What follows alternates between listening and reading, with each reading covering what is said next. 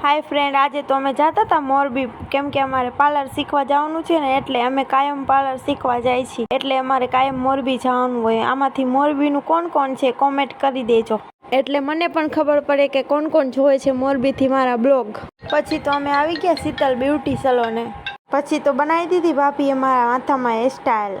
ભાભીને કીધું હરખી વાળજો, મારે લગ્નમાં જવાનું હોય. ના ના હો, અમારે લગ્નમાં નથી જવાનું, અમે તો હેરસ્ટાઈલ શીખતા હતા. પછી તો અમારા દીદી પણ આવી ગયા, એ પણ શીખડાવતા હતા મેકઅપ. પછી તો અમે મેકઅપ શીખવા બેસી ગયા. તમારે પણ શીખવું હોય તો આવી જાજો શીતલ બ્યુટી સલોન. પછી તો વાગી ગયા હતા સાંજના 5, એટલે અમે નીકળી ગયા ઘરે જવા માટે.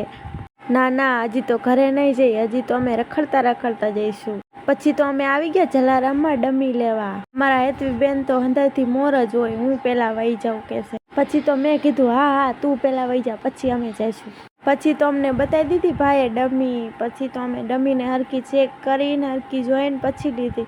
પછી તો ડમી લઈને નીકળી ગયા ઘરે જવા માટે. ના ના, હજી તો અમે રખડતા રખડતા જઈશું, કેમ કે અમને મોરબી ફર્યા વગર ચાલતું જ નથી.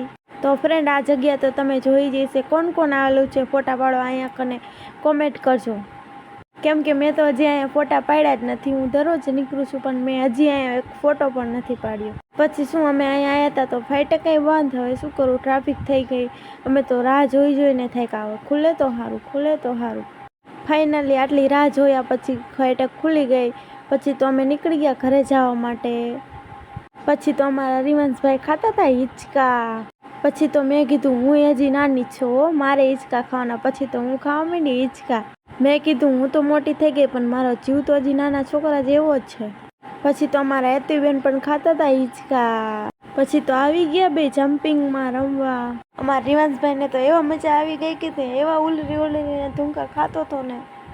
જો ફ્રેન્ડ, તમને મારો વિડીયો ગમ્યો હોય તો લાઇક, શેર, સબસ્ક્રાઈબ કરવાનું ના ભૂલતા. આજનો બ્લોગ અહીંયા જ પૂરો થાય છે. Tata, bye bye guys.